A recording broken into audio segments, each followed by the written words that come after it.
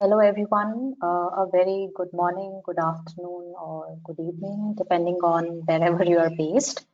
A very warm welcome to the Sustain Cert Project Developer webinar. I think we'll give it a couple of more minutes for people who are on the way to join, and we'll start very soon. Thank you.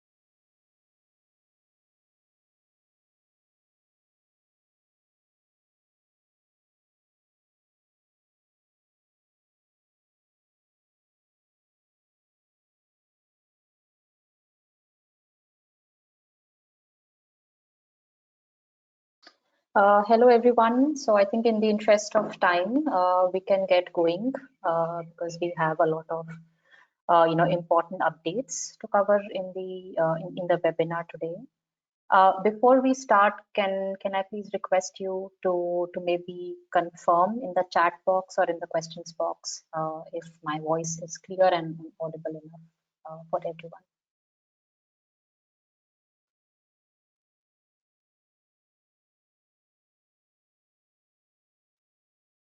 Great, thank you all. All right, so a very warm welcome again. My name is Neha, and I'm working as the Director for Stakeholder Relations at SustainCert. I'm based in India. And first of all, I hope that you and all of your families is keeping well, is safe and is healthy. And I hope that you all are, embracing this new normal as much as you could. Times have definitely changed. And I really hope that some of the interim measures that we are going to talk about in the webinar today help your businesses and help your project activities as much as possible. So as I mentioned today, we have quite a few things to cover. So let's dive straight into the webinar. For those of you who are not able to attend or who cannot attend for the entire duration, please be ensured that the recording of this webinar will be available on the Gold Standard YouTube channel. So you can always go back and view this recording whenever convenient. We'll also try to have a few minutes at the end of the webinar for few questions. But in case we are not able to take your questions, then feel free to reach out to us, and we'll be more than happy to assist you further. All right. So the agenda for the webinar, is going to be as follows. We are going to cover a few technical updates which have been made recently in the last week, actually. Some of them are rule updates, rule clarifications, a couple of methodology updates, and we'll also go over some important updates and clarifications which were released as part of version 1.2 of GS4TG. COVID-19 interim measures, I'm sure most of you are interested, is also on the agenda today. And we would like to give you a very small update on the knowledge-based resource that SustainCert has recently launched. So starting with the rule updates, the first update that we have is on using the same validation and verification body for both the validation and verification processes of gold standard certification. So earlier, the rule on using the same VVB for both validation and verification was not clear enough in the GS for GG requirements. However, now Gold Standard has clarified and updated the rule by saying that a same VVB can carry out the validation and verification of the same project activity. This also includes projects for which that VVB has already done inclusion reviews or crediting period renewals or any design change review in the past. And this rule is applicable on all project activities and cases, irrespective of the certification types or pathways and irrespective of the scale of the project. So even in case of large scale projects, the same VVB can carry out validation and verification. Also, please note that this rule applies to the previous versions of the projects, that is projects which were registered under the previous gold standard version. So those projects can also make use of this rule update. In this case, there is no need to take any prior authorization from Gold Standard Secretariat. If any project developer wants to make use of the same VVB for both validation and verification, they can straight away go ahead and contract that VVB. However, there are certain requirements that the VVB needs to put in place to ensure that the integrity and the impartiality of the verification audit is maintained. The first requirement is that the entire audit team, which is doing the verification, including lead auditors or any other sectoral experts that they may have hired as part of the audit team, should be different from the team which performed the validation activity. And the number two requirement is that this information needs to be transparently disclosed in the verification report that the same VVB has also carried out in the past the validation of that project. The information which should go in the verification report should include the details of the audit team, meaning the names of all the team members of the previous audit teams and their roles which were performed by those team members, etc. All needs to be discussed transparently in the verification report.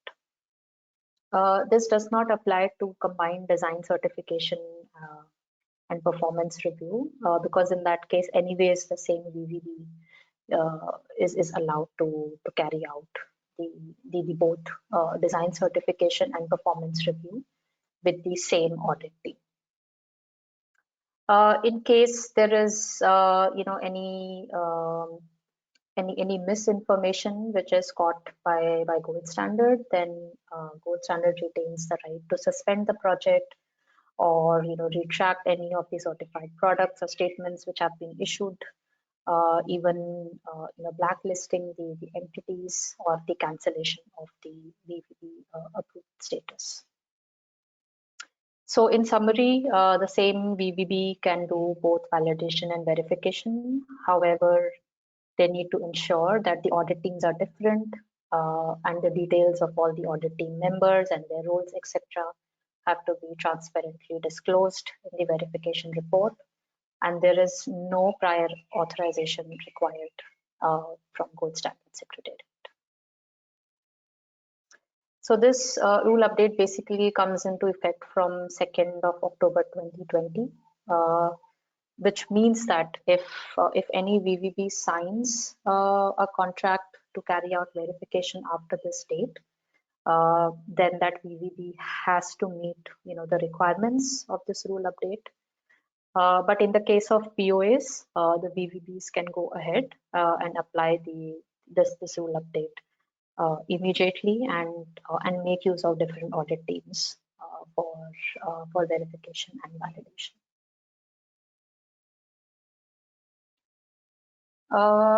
The other rule update which was released last week is on the eligibility requirements for the renewable energy POAs.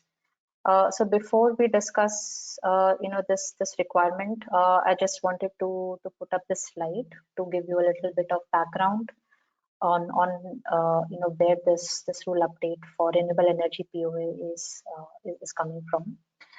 You all might be aware of the new renewable energy eligibility requirements, which came into effect late last year, which basically said that any grid connected renewable energy project, unless located in LDC, LLDC, or SIDS, is not eligible anymore for the issuance of GS VERs or GS CERs.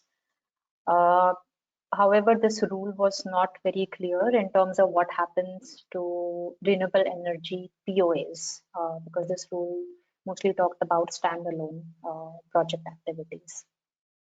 So to make this this update more clear,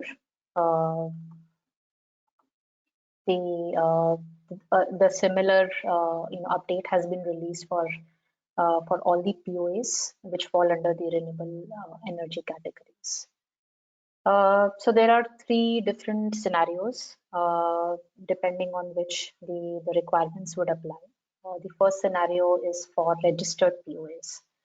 So what happens with any registered renewable energy POA? So any registered renewable energy POA can basically continue to include any new CPAs or VPAs in line with whatever the inclusion criteria was agreed with at the time of project registration.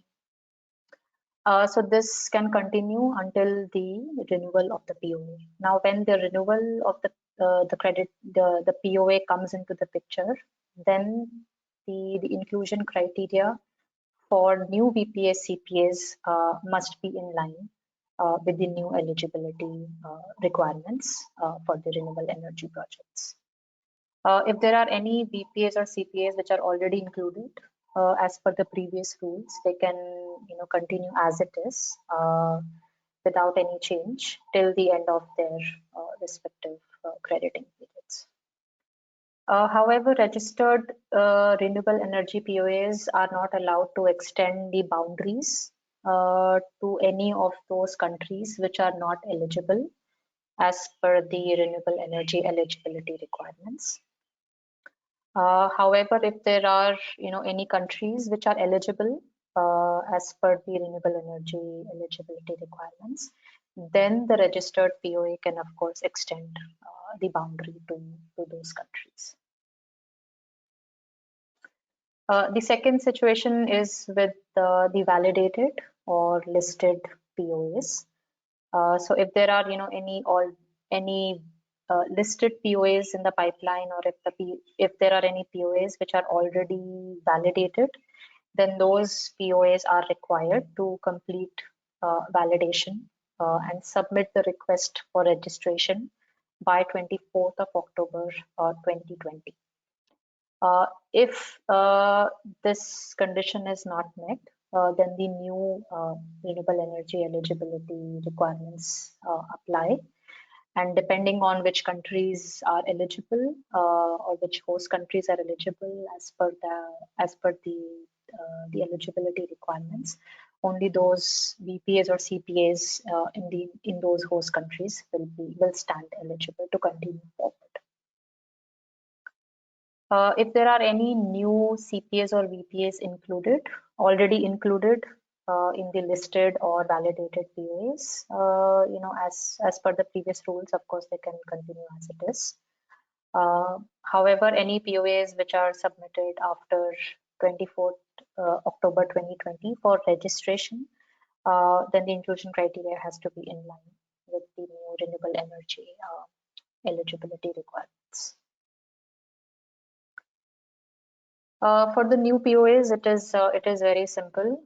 So if there are any new program of activities under renewable energy category which are submitted for listing, after 24th of October 2019, they should be, in line with the new renewable energy eligibility requirements.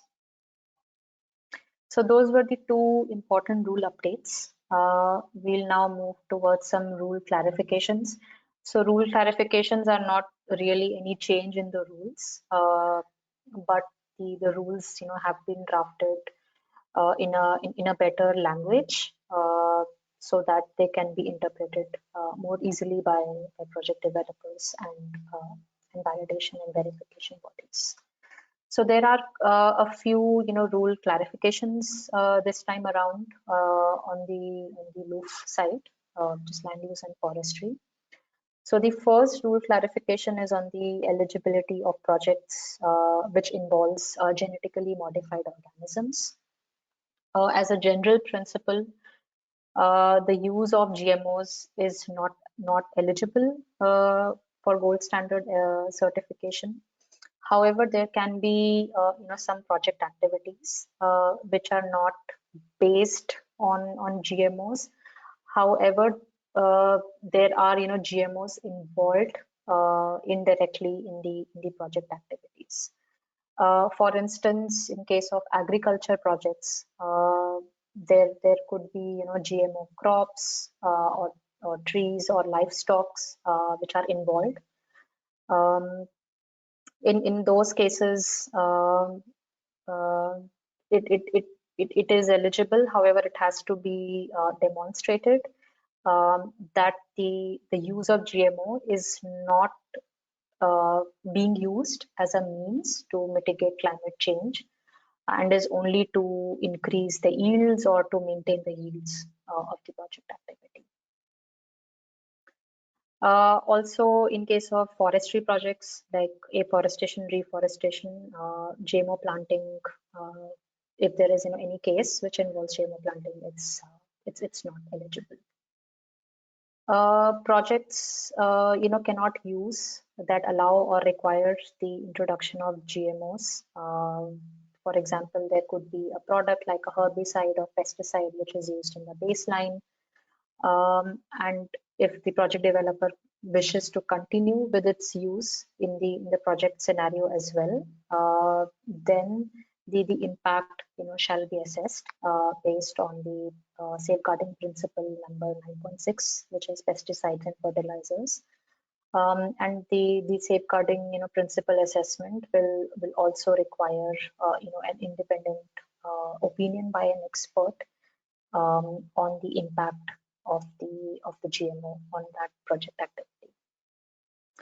However, exceptions can also be granted on a case-by-case basis if a project developer feels that their project has the potential to really encourage highly innovative techniques or highly innovative approaches, and it has a real significant potential for GHG emissions and reductions, or if there are any strong sustainable development co-benefits which are associated with that project, then of course the gold standard secretariat and gold standard TAC is happy to look at that exception and provide a deviation based on a case-by-case basis.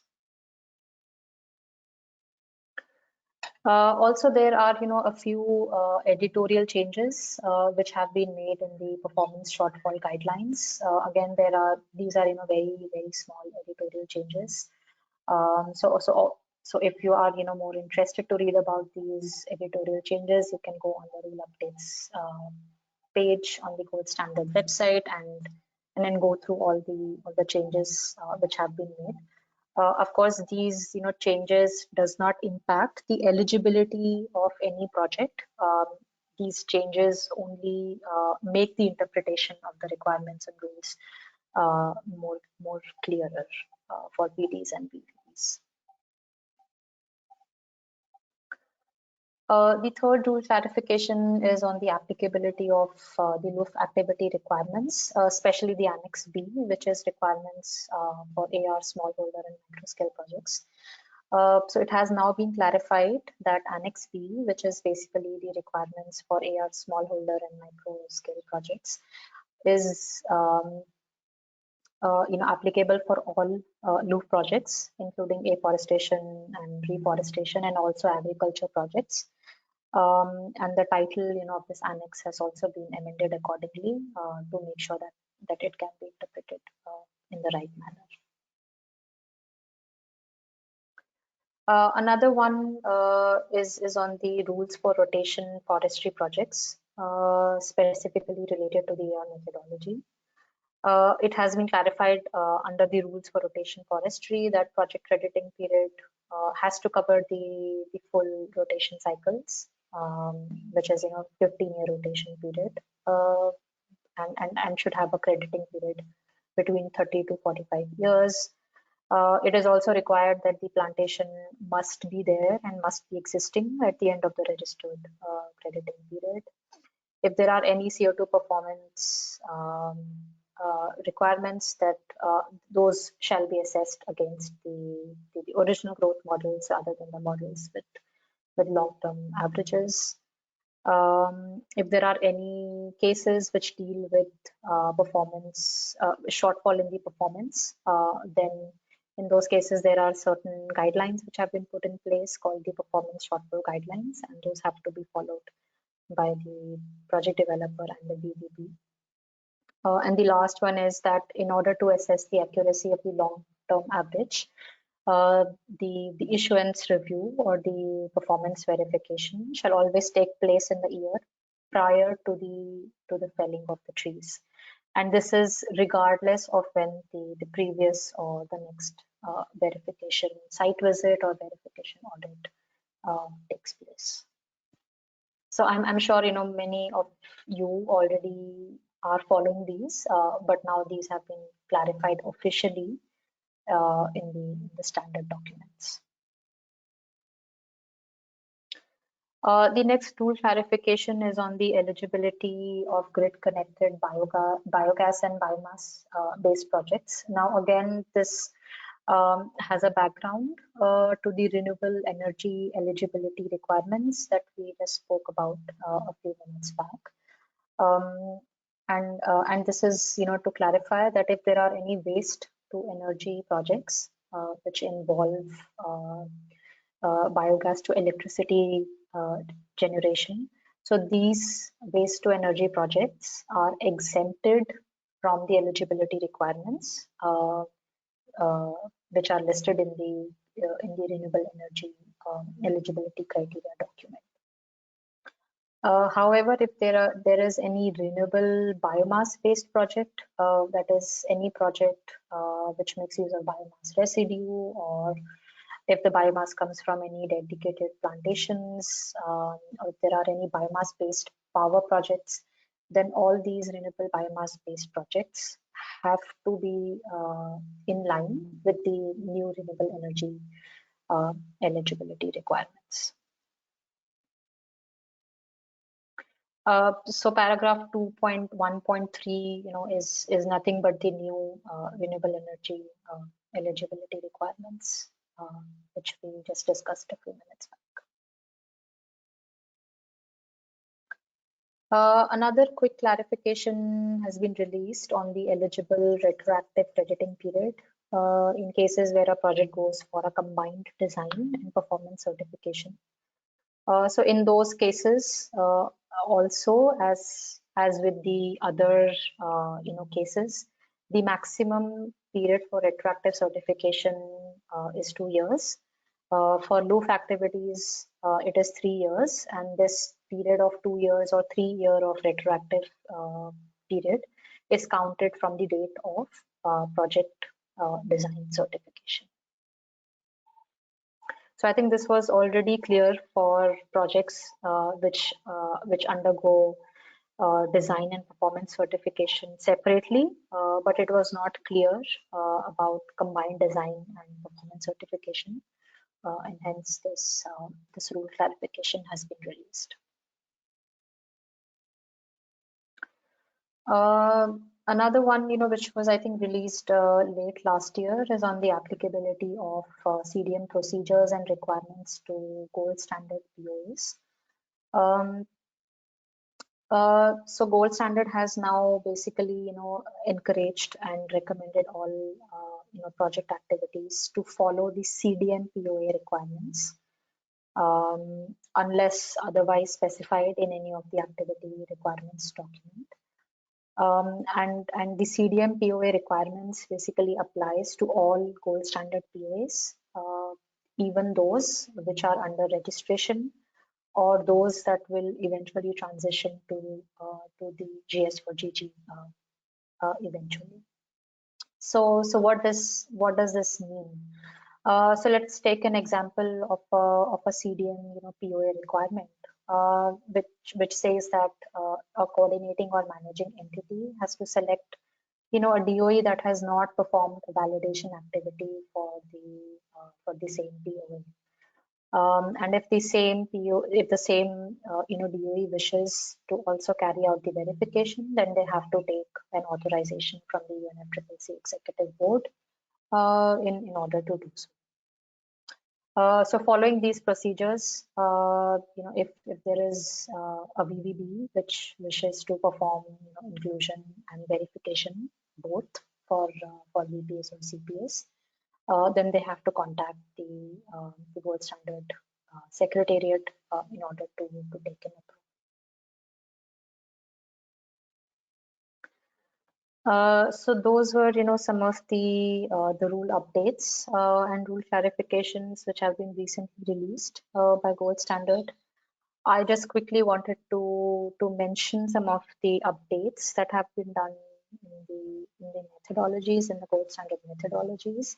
The first one is on the simplified methodology for efficient cook stoves. So the update basically takes into account some editorial mistakes in the methodology, in the calculation tool, and some of the references to the testing protocol has also been updated in the methodology, which are used to determine the project stove efficiency. The soil organic carbon activity modules approval procedure, has also been updated. So this updated version now has a guidance which basically describes and explains the procedure of how activity modules can be further developed and how they have to be submitted for future approval. The methodology on rotation forestry for AR projects, has also been updated to provide more clarity on the assessment criteria for projects to be considered for AR rotation forestry projects, and also a guiding tool for long-term CO2 fixation calculation for these rotation forestry projects has been introduced in this version of the methodology. So all these updated methodologies are available on the Gold Standard website. So if any of these methodologies apply to your project, or if you are planning to develop a new project under these methodologies, please make sure that you go through the updated version before drafting the project documents.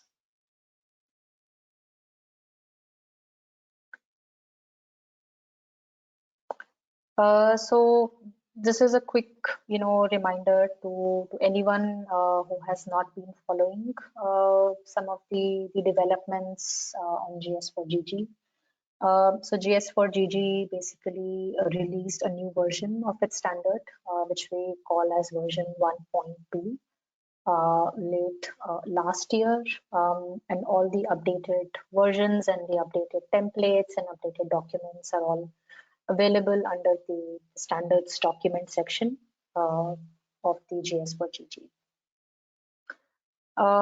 So if you wish to read through any of the documents, you can also view the previous versions of the documents, and there is also a track change version of the document available on the website in case you are more interested to know what changes and what updates have been exactly done in a specific standard document. So the track changes document really gives in detail, all the updates and changes or revisions which have been made as part of version 1.2. Of course, there is a clean version of the document as well, which can be downloaded. And if you don't have that much time to go through all the track change versions, then there is also a summary document which is available on the website.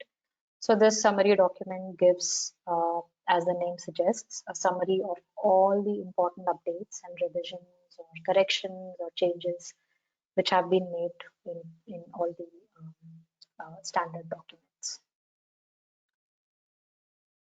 And also there is now an option to sign up for the updates on the website. If you sign up for these websites for this update on the website, then you will get a regular update whenever a new rule is released or a rule clarification is published. And this is not basically used for communicating other updates. This is only for communicating rule updates. So if anybody is interested, they can go on the Gold Standard website and provide their email IDs, and regular information will be shared as and when any rule update or clarification is released.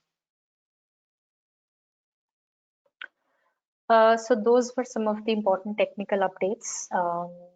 Now that we are halfway into the webinar, so I think we'll move on to the COVID-19 interim measures, which were released, I think yesterday or day before yesterday by Gold Standard.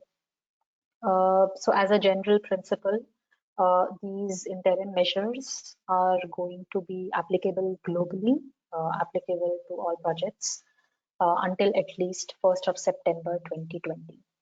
Now, Gold Standard Secretariat, along with Gold Standard Technical Advisory Committee, might revisit these interim measures as and when the situation improves or as and when the situation changes,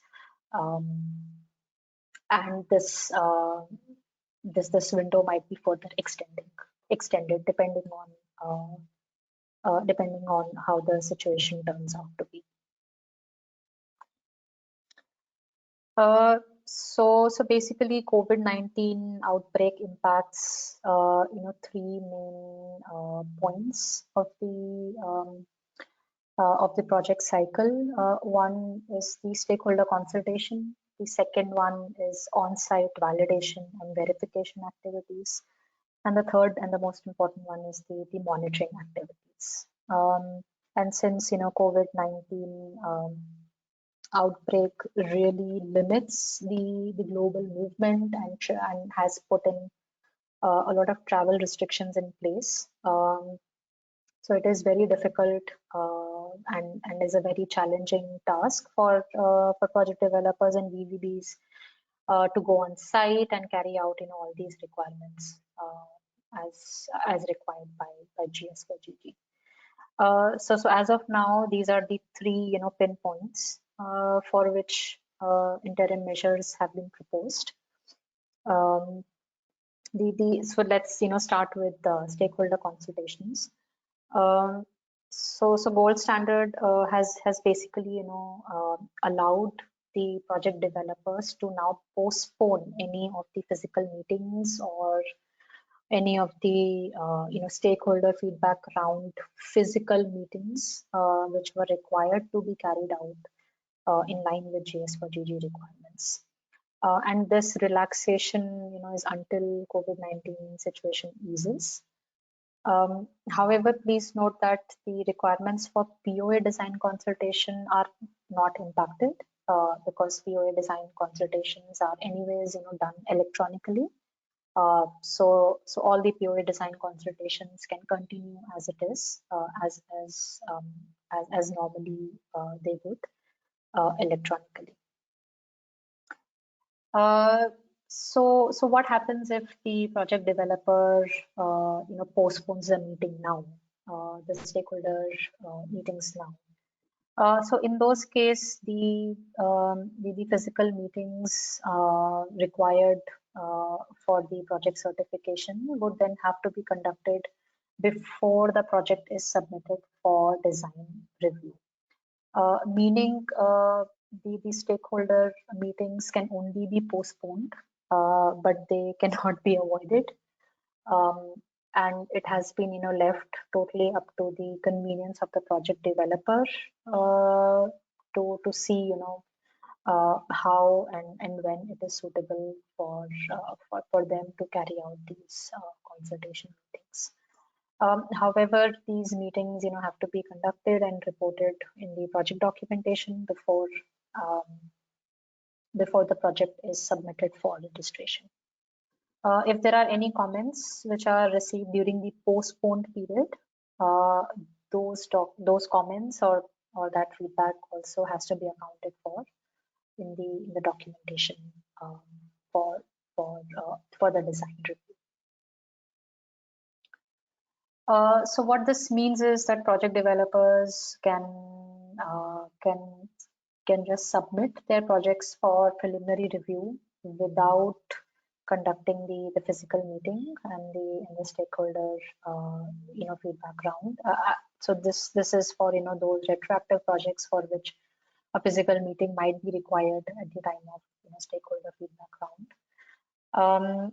And the any information on the self-assessment of sustainable development goals or safeguarding principle assessment also has to be a part of the draft stakeholder consultation report. So this would be sufficient for us to start the preliminary review of the project. So the next point, which is impacted is the monitoring activities. So Gold Standard has actually proposed, three approaches, which can be any one of which can be adopted by the project developer depending on the suitability of the approach to their project activity. The first one, is adopting, different or alternative monitoring approaches. So this, can be done by making use of, new or innovative ways of monitoring. For example, if there is, data to be collected, maybe that can be done via phone or telephone calls. But at the same time, it has to be ensured that the monitoring requirements, are met and complete, and whatever the monitored parameters are applied, they are basically conservative in nature. The other, approach is to basically postpone the monitoring activity if a project developer feels that there is no other way except for going on site and collecting the data, and maybe postponing the monitoring activity is the only way, then that is also allowed by Gold Standard now. So basically, this means that the monitoring, will be suspended until the end of the validity period of these interim measures. And in such a case, the project can then go back and complete the monitoring requirements or monitoring activities at a later stage, and then proceed further with the monitoring. The third approach is to maybe have some sort of a gap in the monitoring period until the end of the validity of these interim measures, and this would just mean that crediting period will be extended by a period which is equivalent to the gap. For instance, if a project could not do any monitoring activity for 6 months, starting from March to September, then these, and cannot, let's say, apply any of the other approaches to collect the data, and there is no other way that monitoring can be done, then a gap could be accepted in the monitoring period, and for these 6 months by and could be added to the crediting period, meaning that the crediting period will be extended by a period of 6 months.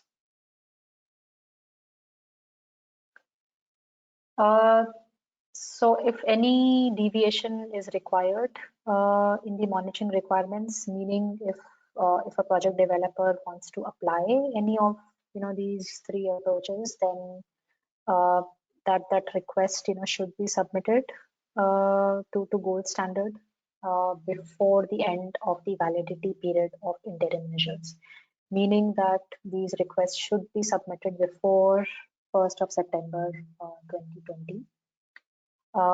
In the deviation should be submitted with the help of a deviation request form, which is available on the gold standard website.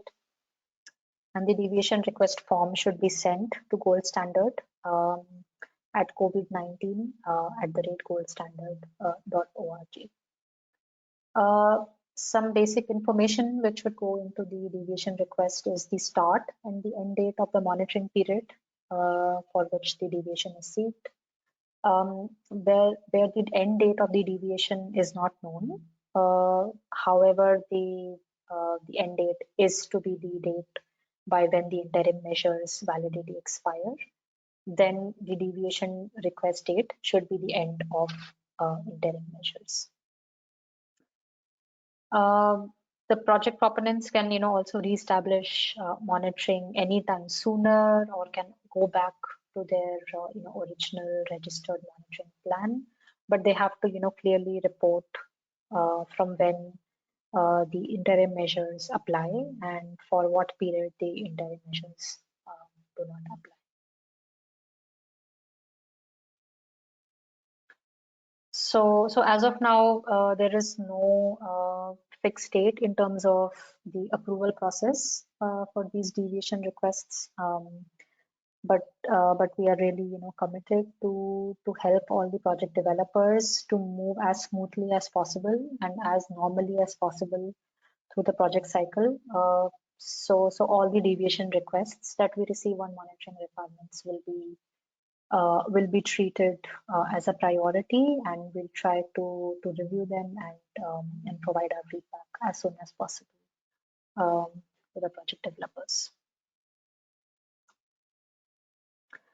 The third point is the mandatory site visits by validation and verification bodies. The first option is to postpone the site visit if possible. However, as a second option, if it is not possible to postpone a site visit because there are delivery commitments, because project developer don't want to delay the project cycle anymore, then in those cases, validation and verification bodies can actually replace the mandatory on-site visits with desk-based reviews. So some of the means which validation and verification bodies can adopt for desk-based reviews are cross-checks to ensure that the information provided in the documents is same as the information collected from other third parties or other publicly available sources. VVBs can also make use of telephone calls, video or email interviews with stakeholders to collect feedback on sustainable development benefits. Interviews can also be done by other people who are involved in the project activity to make sure that the data is cross-checked and is verified properly. VVBs, are also encouraged to look at the information of other similar technology projects or other similar projects in the region of the host country to make sure that the information reported in a particular project is within range and is reasonable. Also, if there are any other ways or any other techniques which the VVB would like to employ, those are also highly encouraged. In case a VVB is doing a desk-based review for validation or for verification, then the VVB has to transparently disclose in the audit report that the validation or verification has been undertaken based on a desk-based review. They also have to provide a discussion on all the different alternative measures that have been employed for the audit, and have to justify why those measures or those approaches are the most suitable ones for that project case. Also, if a VVB is doing a desk-based review for any audit, then that audit report should be submitted for either registration or issuance review within 6 months of the declared end date of the interim measures. So, for instance, if the interim measures are going to expire by 1st of September 2020, then by 1st of March 2021, these audit report, these projects should be submitted for validation or verification. And the maximum monitoring period, which is allowed to be verified based on a desk-based audit, is only 2 years. So any VVB who wants to adopt this approach of a desk-based review has to fill up a deviation request form, which is available on the Gold Standard website, and send it to gs@covid19@goldstandard.org. Also, if there are other submission timelines which are impacted by COVID-19 outbreak, then deviations for those submissions can also be submitted at covid19@goldstandard.org. So some of the submission deadlines could be submission of project within 1 year of start date. So let's say because of this outbreak, the project developer is not able to submit the project within 1 year of its start date, or if the project developer is not able to successfully complete the validation within 2 years of listing, or the project developer is not able to submit the project for crediting period renewal in the maximum 2 years allowed. So if this situation is impacting any of these important submission timelines or deadlines, then extension on these can also be reviewed and approved on a case-by-case basis. However, please note that if you wish to seek extension on any of these submission timelines, then the request has to be submitted before the validity of the interim measures expire. Also, we would like you to please share any thoughts or any suggestions which you might have on alternative measures for monitoring or for desk-based review by VVBs. So if you have used any of those techniques in the past, or if you think those techniques would be useful for other project developers as well, then please feel free to send them at covid19@goldstandard.org. Gold Standard will be compiling a list of all these alternative measures and will be sharing it with everyone for their use. Also, if you read through the interim measures document, the complete document, which is now available on the Gold Standard website, there are already a few alternative approaches which have been suggested. So it is highly recommended that you go through those alternative measures because one of those might be helpful or might be applicable to your project case as well. Okay, so moving to the last segment of the webinar today, we actually wanted to quickly introduce to Knowledge Base, which SustainCert has recently launched. So Knowledge Base is nothing but a self-service help center. So Knowledge Base is nothing but a repository of all the useful information for project developers, for VVBs, which they can go through themselves or read through themselves, and apply the information which is given in the knowledge base articles to their project activities. Of course, the SustainCert help desk is always going to be around. But in case you wish to read more and know more about different topics related to certification or different topics related to rules, so SustainCert has launched this knowledge base. So this knowledge base is still is very early in its history. Um, we are constantly adding more content, we are constantly adding more information, we are constantly adding more articles. But we thought that this webinar is a very good platform for us to let you all know that such a thing exists online, which you can use for project development. So this knowledge base is actually uh, is actually under the help center tab on the on the SustainCert website. So if you go to resources, you'll find a tab called help center, and if you click on help center, then a small button called help desk will appear, and if you go to help desk, then this knowledge base page will appear.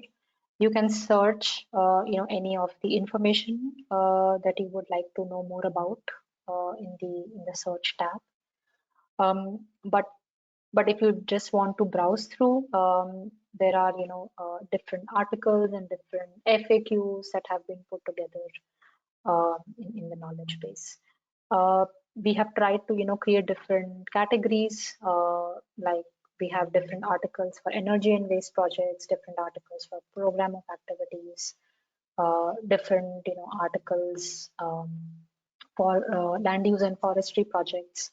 And there is also a dedicated section for the SustainCert app. So if you are facing any trouble with the SustainCert app, then there are a lot of articles on SustainCert app also, if you wish to read through them and maybe troubleshoot on your own. So if you open any of these categories, and this is how the different questions and the related information comes through. As I said, we're still developing, but we still have sufficient enough content and information which should help you get started, or which should help you move forward with the certification. Also, our endeavor is to collect as much feedback as possible on a regular basis. So if you think you find any article useful, you can provide feedback to us on that page itself. Or if there is some information which you think is missing, or information which you think we should be focusing more on, then all that feedback is also greatly welcome. So please feel free to reach out to us if you have any feedback, or if you want us to post articles or on any specific topic on the knowledge base. So yeah, I think that's it for the webinar today from our side. We understand that it was probably a lot to take in, because there were a lot of important rule updates, and also the COVID-19 interim measures. And hopefully this information was useful to you. but maybe before we end the webinar, we still have like 10-15 minutes, for which I will probably open the floor for questions. You can also type your questions in the chat box, or in the questions box, or you can raise your hand, and I can then unmute you, and you can go ahead and ask your question. So the floor is open to questions.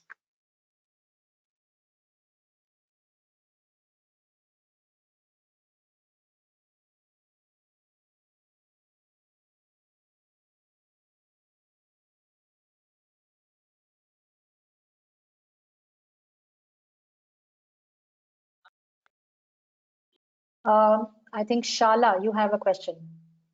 Yes, thank you. Thank you for this presentation, Neha. I would like to know that, I mean, if the stakeholders have to be postponed 1 year because of the COVID-19 situation, in my opinion, it doesn't make sense for us because you cannot start to review of design certificate process. Am I right? Yes, that's right, Shala. We would be, needing the stakeholder consultation meeting report to start the design review. But again, yeah, go ahead. I mean, in my opinion, this is not make sense to postpone the stakeholder meeting because if you cannot start to review the design certificate registration process. So I think maybe you should accept just some photos or some letters from the stakeholders or headman of village. I think you should have this kind of document for stakeholder meeting. If you cannot accept, it doesn't make sense to postpone the stakeholder meeting. Absolutely, Shala. So I think postponement definitely, is one option. But if you think that, postponing a stakeholder consultation meeting is further going to delay your project cycle, you can also submit a deviation request to us, explaining how you plan to carry out the stakeholder consultation, electronically, or if there is any other way which you think is suitable. For instance, it could be, let's say, a recording of the video conferencing that you did, or some telephonic interviews, or maybe some feedback that you collected via SMS or through WhatsApp. So I think the options are totally open, and we have left it up to the project developer to see which is the best way possible for their project. If they think it is fine to postpone, that's also acceptable. But if you cannot postpone because you have a delivery commitment and you want to move as quickly as possible with the project, and you don't want any delays, then of course we are open to other alternative approaches. I think you should do. You should do, because the COVID-19 diseases takes long, according to scientists, as you know. So, you cannot put an end date to it, I know. So I think it makes sense if you can accept this kind of letter or photos from the stakeholders, and then we maybe call them via email or via phone or via video call, etc. I think you should have to accept. Yes. You can take consider of this my issue. And the second question is related with the type of project eligibility. I mean, you accept the waste to energy project, I mean, that involve biogas to electricity generation, are accept from the eligibility criteria, but not accept the renewable biomass residue, or biomass from dedicated plantation. This is very clear, but I would like to also learn that why you accept this kind of project and why not biomass or solar project, because this is also not common project in Turkey.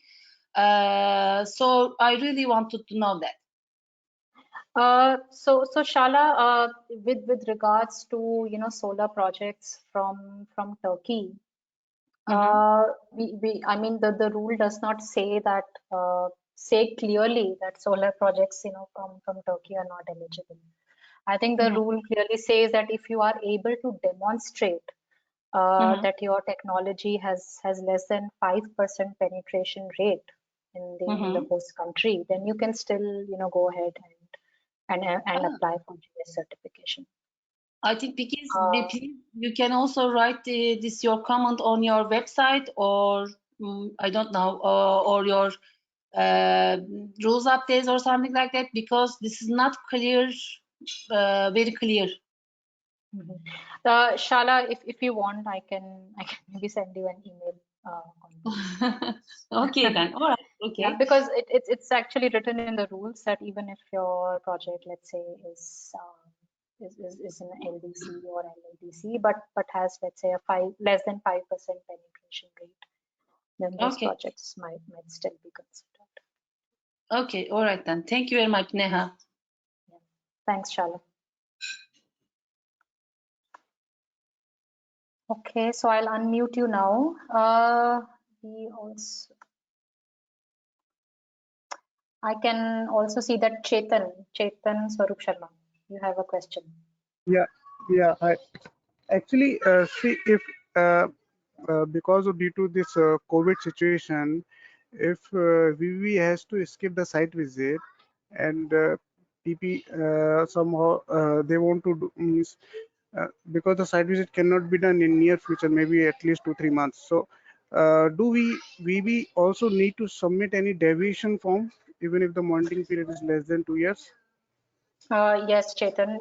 So if you are opting for a desk-based review, then a deviation request form has to be filled up. So this form, is available on the JS website under the templates section. So you can download that form.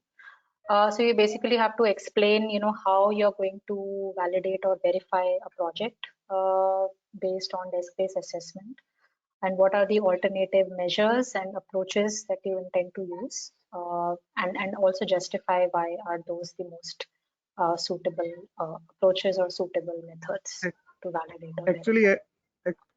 Actually, I was reading those updates, GS updates, because from those updates, it seems that only PP has to take the deviation form, but for DOE, it doesn't mention like that. It says only like. So if the deviation, is related to any deviation related to monitoring activities, then project developer can go ahead and submit the deviation form. But if the deviation is related to the on-site validation or verification visit, then the onus is on the VVB to prove how they are going to audit the project based on desk-based assessment. Okay, but suppose if the monitoring period is more than 2 years, in that case also means we can submit the deviation form, or if the monitoring activity has been done normally, in the sense that if the interim measures are not applied for monitoring activities, and if the duration is more than 2 years, then it's fine. But if the interim measures are applied for both monitoring and for on-site visit, then the maximum duration allowed is 2 years. Okay. Okay, there's one more question. What type of supportives would be required? Means if PP want to submit this type of deviation form, do you need any supportive for that, or because sometimes PP they just ask we want to do it as soon as possible, because sometimes there may not be any supportive document, then what we should do? So Chetan, are you asking this from an on-site visit perspective, or from on-site visit from perspective? on-site visit, yes. I think we don't need any evidence. We all know how the situation is in the world today, and we understand that it can turn anyway in a matter of days or in a matter of weeks. So we Yes. don't really, want, anyone to take unnecessary risks. Yes. So I don't think, there is any documentary evidence required to prove this Okay. situation. But the Okay. only information which we would require is a list of all the different alternative approaches that you will apply, and justification of how those approaches are the most suitable ones for that specific Okay. activity. Yeah. Okay. Thank you. Thank you very much. Okay. Thanks, Chetan.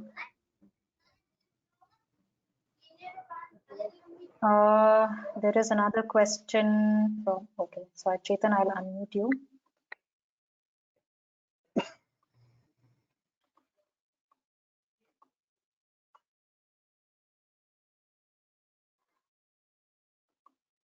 Okay, we have a question from Gervik. I hope I'm pronouncing your name correctly. It's okay. It's a hard name. I just have one question. I was wondering if I could get the presentation somewhere that you just held, just the slides. I can look through it again and. Absolutely, absolutely. So we'll be, putting up a recording of this presentation on the Gold Standard YouTube channel pretty shortly. So maybe you can check in a couple of days. It should be up there. Okay, perfect. Thank you. That's all I wanted to know. Okay, thank you.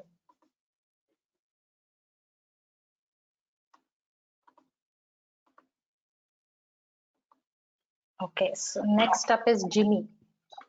Yeah, hi Neha. I wanted to just check, like you have mentioned the requirement for deviation for local stakeholder meeting, but in many cases, a preliminary review had demanded live physical meeting for SFR.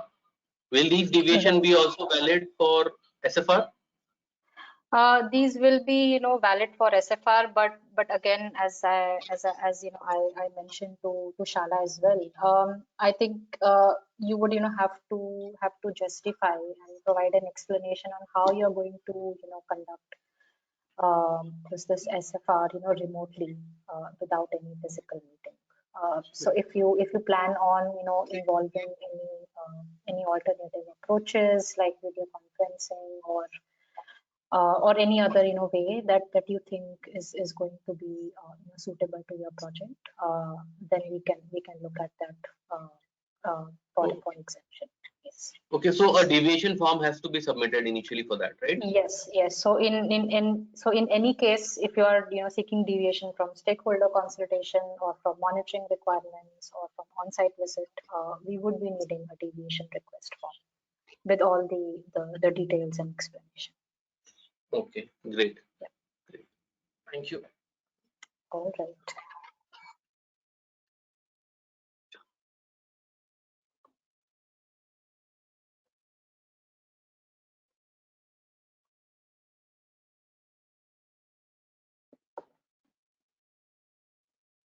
Okay, so maybe we'll take one or two more questions. The next one, I think, is from Norato.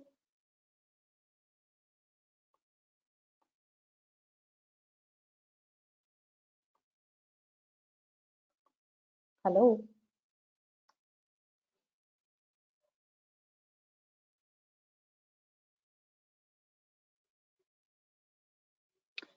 Sorry, I think I'm not able to mute you. Maybe you can just type in your question in the chat box or in the questions box, and I will reply to you by email.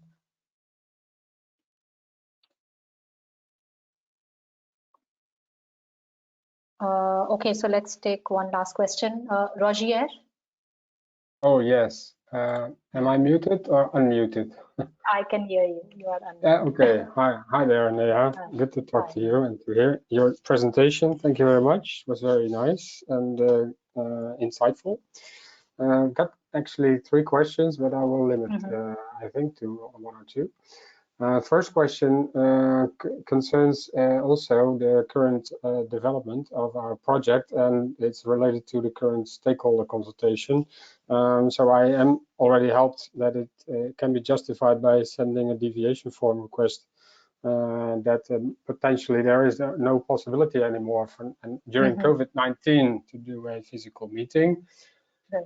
Okay, understood. Next to that, yeah, Anita shared with me the instructions, but in current we did already manage to create a POA DD for a renewable energy project of activities, but she needed or needs a VPA DD. Can it in any way can that be converted or used, this POA DD?